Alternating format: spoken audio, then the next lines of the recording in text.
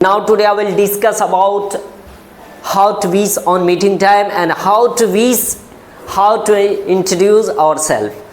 तो आज हम लोग को बात करना है, आज YouTube का हमारा सेकंड डे, जो कि हम लोग जब कभी किसी के सामने अपना इंट्रोड्यूस करते हैं, अपने बारे में किसी को बताते हैं, तो हम सबसे पहले एक मंच होता है, एक स्थान होता है जहाँ पे बोलना होता है। और जब हम किसी स्थान पे, जैसे कि आपने कहा पोडियम, यानी कि जब हम दो चार लोगों के बीच बोलने जाते हैं तो सामने आना पड़ता है, जैसे कि स्टेज पे आते हैं। अब इस तरह के स्टेज है या पोडियम पे आपको जाना है तो सबसे पहले कुछ विशेष होता है। और विश में आपका है कि जब हम पोडियम पे गए, जैसे कि हमारे मिस्टर नरेंद्र मोदी प्रधानमंत्री जब भी आते हैं अपने जनता के बीच, तो सबसे पहले विशेष करते हैं नमस्कार, प्रणाम, सलाम। तो इस तरह के विशेष हम लोगों को इंग्लिश में कैसे करना है, जैसे कि जब हम स्टेज पे जाएं तो उसका विशेष कुछ अलग होता है, पोडियम पे जाए तो विशेष कुछ अलग होता है, जब मिलते हैं तब विशेष अलग होता है। तो जैसे कि कल आपने सीखा कि how to wish on meeting time, यानी कि मिलते समय कैसे विशेष करते हैं, और आज हम आप लोगों को सिखाएंगे कि हाउ टू इंट्रोड्यूस आवरसेल्फ। तो सबसे पहले अपना इंट्रोड्यूस बताने से पहले कुछ विशेष होता है। तो आज मैं सबको आपको विशेष सिखाएंगे कि स्टेज पे गए हैं, जैसे कि आज आप पढ़ाई कर रहे हैं, ठीक है, आज पढ़ाई कर रहे हैं, कल को डेट में हम किसी कॉलेज वगैरह में जाएंगे, वहाँ पे हमें मौका मिलेगा, अपॉर्चुनिटी मिलेगी कुछ कहने की, तो वहाँ पे सबसे पहले आपको एक विशेष ज़रूरी है। तो देखिए, अभी तक हमारे चैनल को सब्सक्राइब नहीं किया है, कल का वीडियो हमने डाला एक ऐसे विशेष जो हमारे और आपके बीच डेली का यूज होता है। आपने कहा कि good morning, good afternoon, good evening, इसका रिप्लाई पूरे डिटेल्स में हमने आपको बताया। और आज जो हम बात करेंगे अपने रिलेटेड अपने इंट्रोड्यूस के बारे में देंगे, अपना इंट्रो देंगे, अपने सेल्फ इंट्रो बताएंगे। तो वीडियो को अंत तक देखने से पहले आप लोग हमारे वीडियो को लाइक करें, शेयर करें एंड सब्सक्राइब करना ना भूलें। तो चलिए हम बात करते हैं विशेष। ये हमने आपको बताया कि how to wish on the stage या पोडियम, यानी कि स्टेज पे या पोडियम पे जाते हैं तो सबसे पहले विशेष करते हैं। तो यह हमारा हेडिंग है, how to wish on the stage या पोडियम। पोडियम पे या स्टेज पे कैसे विश करते हैं, कैसे प्रणाम, नमस्कार, सलाम करते हैं। तो हमें इंग्लिश में बोलना है। आपने देखा कि विशेष कुछ होता है, आपने कहा कि नमस्कार भाइयों और बहनों, आप सभी के बीच मैं आपको कुछ ऐसा बात करने जा रहा हूँ, कुछ टॉपिक मिला सर के बदौलत, ये सारी चीज़ें हम लोगों को बोलना है। ये इंग्लिश में कैसे बोलना है, तो देखिए हमें बोलना है सबसे पहले विशेष करना है, यानी कि समय के अकॉर्डिंग, टाइम के अकॉर्डिंग हमें चलना है। सुबह में होगा तो बोलेंगे गुड मॉर्निंग, दोपहर होगा तो बोलेंगे गुड आफ्टरनून, शाम होगा तो गुड इवनिंग। यानी कि पोडियम या स्टेज पे जब भी हम कोई चीज़ बोलने जाए तो ये पोडियम विशेष बहुत ज़रूरी है। ये पोडियम, इसके बिना हम लोग कहीं भी किसी भी स्टेज पे परफॉर्मेंस नहीं कर सकते, क्योंकि सबसे पहले अट्रैक्शन जमाना है सबके बीच। तो हम ये विशेष को जरूर बोले, क्योंकि विश करना बहुत जरूरी होता है, क्योंकि फर्स्ट इंप्रेशन यही से शुरुआत होती है। कहा गया कि लोग कहते हैं कि first impression is the last impression, यानी कि फर्स्ट में हम इंप्रेशन जमाना चाहते हैं तो सबसे पहले अगला स्रोत लिसनर बैठा है, उसको सामने हम सबसे पहले उसको खींचने वाले, अट्रैक्शन करने वाले हम वर्ड बोलेंगे। तो आपने क्या बोला, गुड मॉर्निंग सर, क्या बोलेंगे, गुड मॉर्निंग। यानी कि जो आपको मिमिक्रिंग करने वाला, एंकरिंग करने वाला, आपको बुलाने वाला जो होगा व्यक्ति आपको बुलाया है, उसे हम पहले विश करेंगे। हो सकता है कि सामने आपके सर बैठे आपको प्रस्तुत देखने के लिए, आपका प्रोग्राम देखने के लिए, तो सबसे पहले हम विश करेंगे गुड मॉर्निंग सर। क्या बोले, good morning sir. And GMI fans, अब यहाँ पे आपके दोस्त होंगे, वहाँ पे बड़े बड़े छोटे छोटे कई प्रकार के लोग हैं, वहाँ पे हम फ्रेंड नहीं बोलेंगे, हम बोलेंगे good morning sir and good morning ladies and gentleman. आपने कहा good morning sir, good morning ladies and gentleman, उसके जस्ट बाद आपको बोलना होता है फर्स्ट ऑफ ऑल, यानी कि सबसे पहले। आप जो दिख रहे हैं इसमें फर्स्ट ऑफ ऑल मतलब होता है सबसे पहले। आई वुड लाइक टू मतलब कि सबसे पहले मैं चाहूँगा, सबसे पहले मैं चाहूंगा, क्या चाहूंगा तो देख लीजिए, आई would like to pay the thanks, यानी कि सबसे पहले मैं चाहूंगा शुक्रिया अदा करना, टू माई रिस्पेक्टेड सर, यानी कि अपने सर को। यानी कि आपने क्या बोला कि जब हम स्टेज पे गए हैं तो सबसे पहले शुरुआत करना है विशेष जी। जैसे कि आपने कहा कि सर के बहुत बड़ा आभारी हूँ मैं कि सर ने मुझे एक ऐसा अपॉर्चुनिटी दी है बोलने के लिए सबके बीच, तो ये हमें विशेष करना होता है। तो आपने क्या बोला, first of all I would like to pay the thanks to my respected sir. यानी कि सबसे पहले मैं शुक्रिया अदा करना चाहूँगा। पे मतलब होता है अदा करना, पे द थैंक्स यानी कि शुक्रिया अदा करना। टू माई रिस्पेक्टेड सर यानी कि अपने प्रिय सर को, to my respected sir who has given me यानी कि आपने बोला कि जिन्होंने मुझे मौका दिया, आपने कहा हु हैज़ गिवन मी यानी कि जिन्होंने मुझे मौका दिया, अपॉर्चुनिटी दिया, आपने कहा कि हु हैज़ गिवन मी जिन्होंने मुझे मौका दिया, गोल्डन अपॉर्चुनिटी या गोल्डन चांस, आपने को बोला कि who has given me a golden chance to speak on the stage यानी कि मंच पे बोलने के लिए। तो ये विशेष है। आपने देखा how to wish on the stage यानी कि स्टेज पे विश कर रहे हैं। आपने बोला कि पोडियम पे विश कर रहे हैं। जैसे पोडियम क्या होता है, जैसे यहाँ पे ऐसे रोक करके बोलते हैं लोग, तो पोडियम देख लीजिए क्या होता है। पोडियम पे आप बोलना होगा तो बोलेंगे, यहाँ पे आपको विशेष में पोडियम और स्टेज दोनों लिख दिया गया, बट लास्ट में देख लेना है कि यहाँ पे स्टेज भी बोल सकते हैं या पोडियम भी बोल सकते हैं।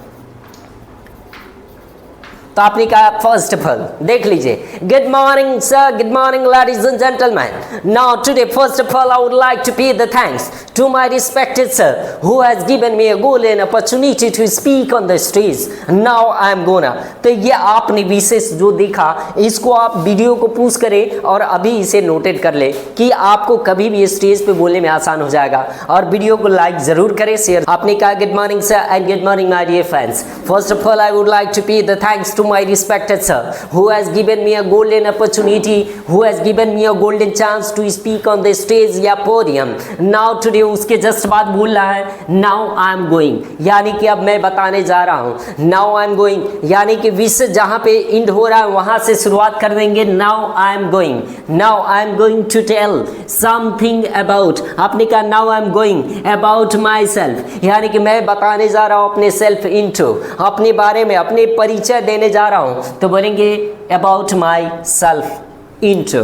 अब आपने कहा माई सेल्फ इंट्रो, अब इंट्रो की जगह पे आपने जो भी इंट्रो है वो शुरुआत करेंगे। तो देखिए शुरुआत करने से पहले ध्यान दीजिए, यहाँ पे ये सब विशेष में जुड़ा है। उसके जस्ट बाद हमें बोलना है कहाँ से शुरुआत करना है, दिस इज। अब आपने कहा कि दिस इज मी यानी कि दिस इज मी भी बोल सकते हैं, अपना नाम जो आपका नाम होगा। जैसे कि आपने बोला कि मेरा नाम राहुल है तो बोलेंगे दिस इज मी राहुल। अब यहाँ पे हम मी की जगह पे डायरेक्ट बोल सकते हैं दिस इज राहुल यानी कि ये दिस का प्रयोग, बहुत लोग इस पे कमेंट्स करते हैं कि दिस का प्रयोग होता है कि जब हम दूसरे किसी को परिचय देते हैं कि ये मेरा दोस्त है। लेकिन याद रखिए, आपने मूवी वगैरह देखते हैं, ये लेटेस्ट में चल रहा है कि जब हमें किसी के सामने इंट्रोड्यूस देना होता है तो बोलते हैं हाय दिस इज। यानी कि अपने बहुत सारे एक्टर एक्ट्रेस का शो देखते होंगे जहां पे आपको देखने को मिलता होगा hi this is Kajol, hi this is Shahrukh Khan, hi this is.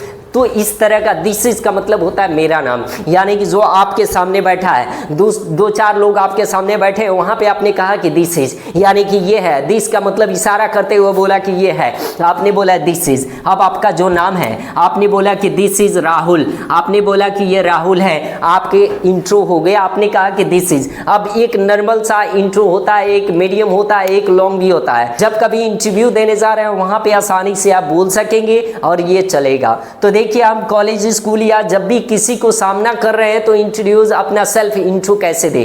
तो देखिए यहाँ पे लिखा है दिस इज राहुल यानी कि जो आपका नाम है आपने बोला।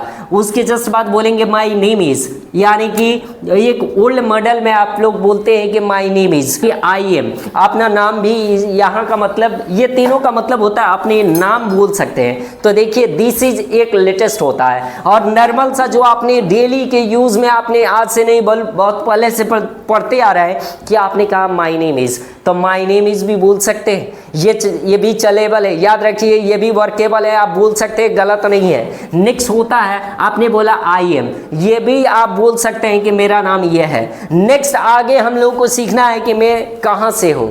अब कितने लोग बोलते हैं आई कम फ्रॉम, कितने लोग बोलते हैं आई लिव इन, कितने लोग बोलते हैं माई विलेजेस। लेकिन लेटेस्ट में बोलना होगा, आपने कहा कि आई बिलोंग टू। बिलोंग मतलब होता है संबंध रखना, मैं यहाँ से संबंध रखता हूँ, तो बोलेंगे आई बिलोंग टू। जो आपका गाँव का नाम है, आप विलेज का नाम आप रखेंगे, जिस जगह से आप बिलोंग करते हैं उस जगह का नाम आपको रखना है। आपने कहा आई बिलोंग टू, अपने गांव का नाम लिख देना। नेक्स्ट होता है माय फादर, यानी कि डायरेक्ट ये लिखना है कि मेरा पिताजी का नाम क्या है वो लिखना है, ये नहीं लिखना है कि my father name is. Name रखेंगे तो एक छोटा बच्चा बोलता है कि माय फादर नेम इज, तो याद रखें माय फादर नेम इज नहीं बोलना है, डायरेक्ट बोलना है माय फादर इज, डायरेक्ट उनका नाम लिखना। अगला पॉइंट है कि जैसे कि आपने बोला आई बिलोंग टू, गांव का नाम बोला। नेक्स्ट होता है माय फादर इज, आपने कहा कि मेरे पिताजी का नाम ये है, आपने बोला कि माय फादर इज, जो पिताजी का नाम है डायरेक्ट लिखना है। जो आपने देखा अगला पॉइंट था माय फादर इज, जैसे कि आपके पिताजी का नाम जो भी है, ABCD जो भी है, XYZ जो भी अपने पिताजी का नाम है तो बोलेंगे माय फादर इज जो नाम है। नेक्स्ट होता है आपने कहा ही इज, अब ही इज का मतलब होता है कि वो एक है, जैसे कि आपने कहा ही इज अ आपने बोला कि ही इज़ अ बिजनेसमैन, आपने बोला he is a businessman, he is a teacher, he is a doctor, he is a farmer, he is a worker, he is a social worker, यानी कि जो उनका occupation है, जो उनका पेशा है उसके बारे में बताना है। He is a businessman, he is a doctor, he is a teacher, he is a mason, जो भी वो करते हैं उनका नाम बता देना है, जो काम करते हैं उनका ऑक्यूपेशन बता देना है। नेक्स्ट होता है एज वेल एज मतलब होता है साथ ही साथ। आपने कहा कि साथ ही साथ मेरे मम्मी का नाम क्या है, तो देखिए जब भी बोलना होता है साथ ही साथ, जैसे अपने पिताजी के नाम बताए, उनके ऑक्यूपेशन जो काम करते हैं उसके बारे में बताएं,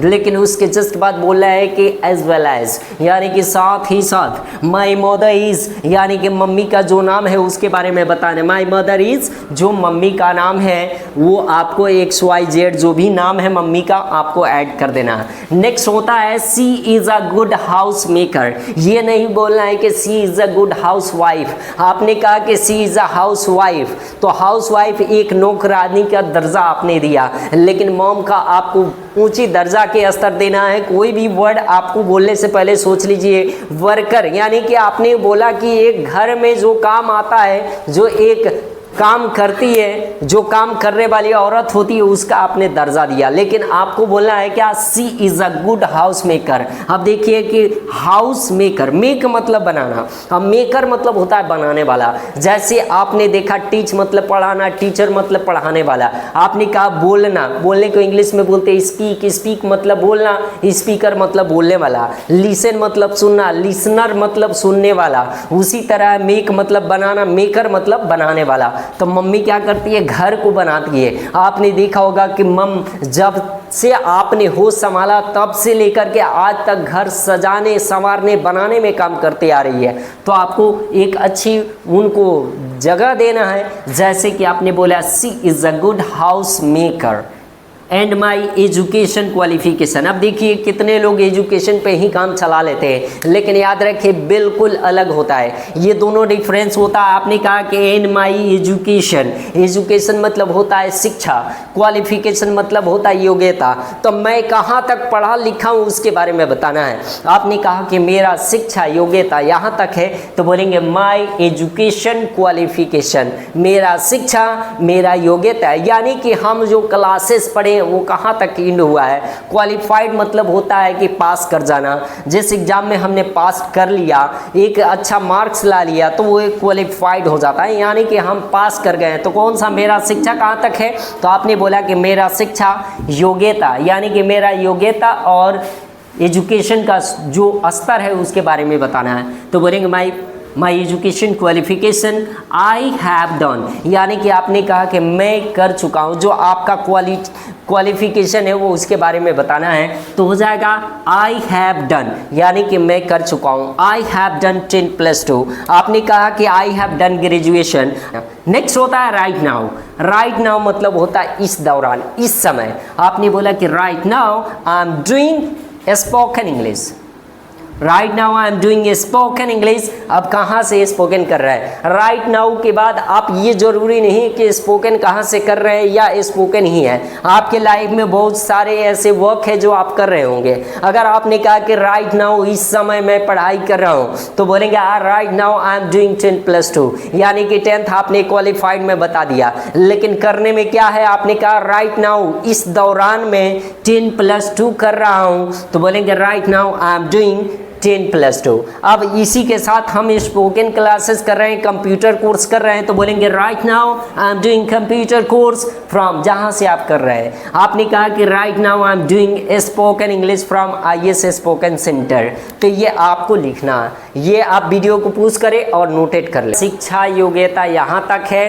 right now I am doing जो आप कर रहे हैं फिलहाल में, उसके बारे में आपने बताया। लेकिन अगला पॉइंट है माई टारगेट इज। अब टारगेट क्या होता है? कुछ लोग बोलते हैं माई गोल इज, कुछ लोग बोलते हैं माई एम्बिशन इज, कुछ लोग बोलते हैं माई मोटो इज, कुछ लोग बोलते हैं आई वॉन्ट टू बिकम। माई मतलब कि जो आपका रहस्य है, जो आपने एक गोल रखा है। देखिए, गोल रखना जरूरी होता है। कुछ बनना है तो सबसे पहले आप बिना टारगेट का, बिना लक्ष्य का कोई चीज़ आप बन नहीं सकते।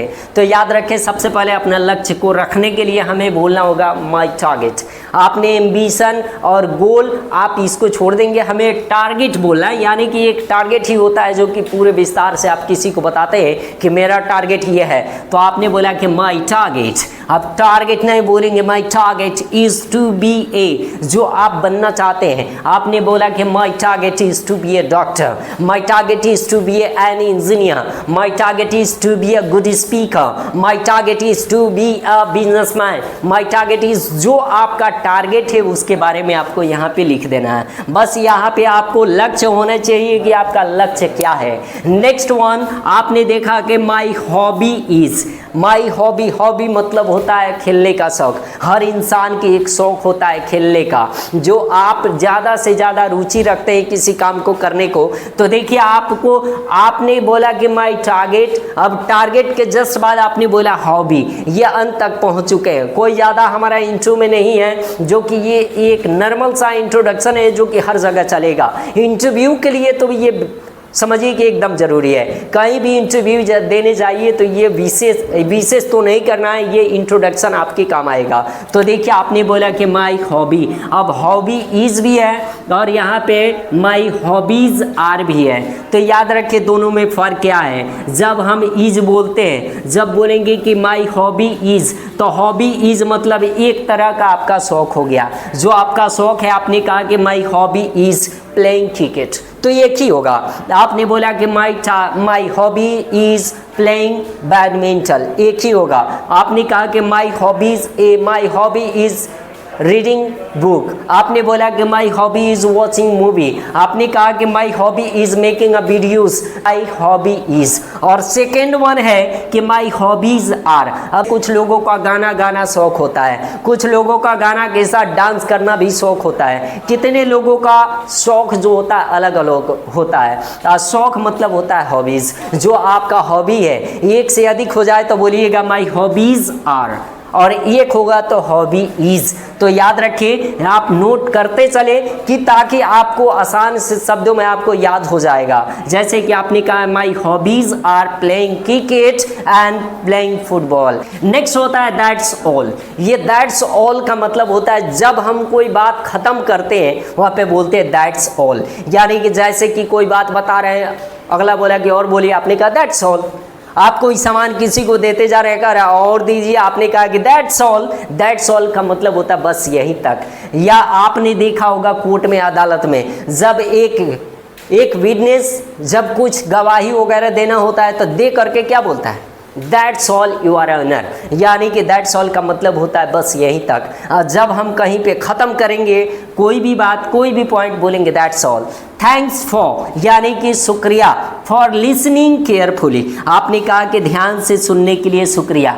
तो ये आपने विशेष देखा, आपने ये इंट्रो देखा, तो विशेष और इंट्रो को आप याद कर लेते हैं जैसे कि एकदम ब्रांड है, समझिए ये कभी भी काम आएगा जब हम स्टेज वगैरह पे जाते हैं तो विशेष करना है। जैसे कि हमने आपको स्टार्टिंग में बताया, मिला लीजिए एक बार रिदम आप सही से देख लीजिए कि प्रोनाउंसिएशन कैसे होगा। आपने कहा good morning ladies and gentleman, या आपने बोला कि good morning guys, good morning everybody. First of all, I would like to pay the thanks to my respected sir who has given me a golden chance to speak on the stage. Now I'm going to tell something about myself. आपने कहा कि मैं जा रहा हूँ अपने self बारे में बताने। आपने बोला दिस इज मी, या बोलेंगे दिस इज, या आपने बोला कि माई नेम इज, या बोलेंगे आई एम। तो आई एम भी बोल सकते हैं, दिस इज भी बोल सकते हैं और माई नेम इज भी बोल सकते हैं, कोई गलत नहीं है। लेकिन लेटेस्ट में आपका होगा दिस इज। आपने कहा दिस इज अपना नाम, आई बिलोंग टू, गाँव का नाम बता देना।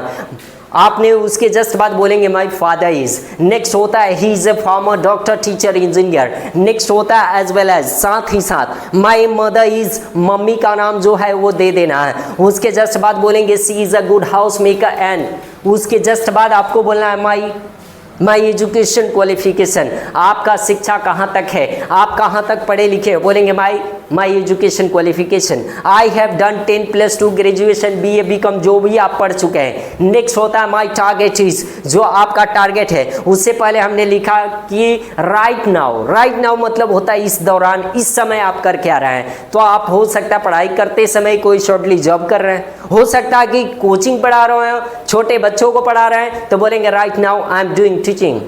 Right now I am also doing the shortly job.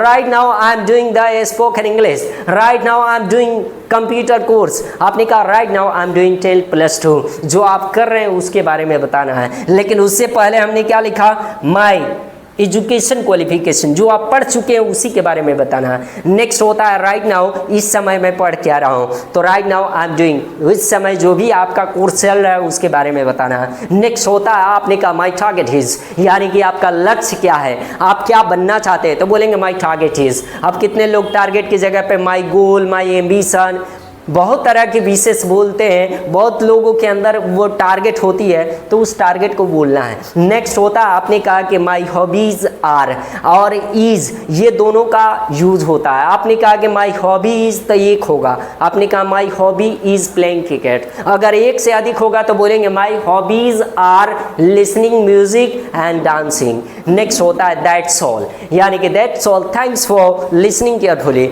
और ये आपने वीडियो देखा तो ये इस वीडियो को पुश करें और सही से विस्तार से आप नोट में लेकर के लिख लें कि ताकि आप आसानी से याद कर सकें और कभी भी हम इसका यूज कर सकें। आज नहीं बल्कि कल आपको कभी ना कभी फेस करना होगा। जब भी कभी किसी को फेस करना होगा तो सबसे पहले बोलेगा टेल मी योर इंट्रोड्यूस। आपने बोला कि मैं नहीं जानता हूं, तो आपको हिंदी में कोई काम आने वाला नहीं है। आप 1000 टेंस लेकर के बैठे हैं, 1000 आपके पास डिग्रियाज है, लेकिन उसमें आपके पास इंट्रोडक्शन नहीं है, आप इंट्रो नहीं पढ़े हैं, तो आप वहाँ पे इंटरव्यू फेस नहीं कर सकते, क्रैक नहीं कर सकते। तो सबसे पहले काम आता है इंट्रोड्यूस, और इंट्रोड्यूस में हमें सीखना है। तो आज हमारा सेकेंड डे की क्लासेस है, आप इसको ज़्यादा से ज़्यादा शेयर करें, लाइक करें, और अभी तक हमारे चैनल को सब्सक्राइब नहीं किया तो अभी कर ले, कि ताकि हमारे पूरे 60 डेज का कोर्स आपको डेली आपको समय पे मिल जाए। और हम आपको वादा किया था कि फ्री में कोर्स दूंगा, तो ये कंडीशन आपके अकॉर्डिंग है। जो हमने सुना, जो मैंने बोला वो ऐसा किया। आप लोग एक बार सपोर्ट ज़रूर करें कि ताकि हम आगे वीडियो बनाएं आपके लिए और ज़्यादा से ज़्यादा आप तक पहुँचे। Thank you for watching my videos.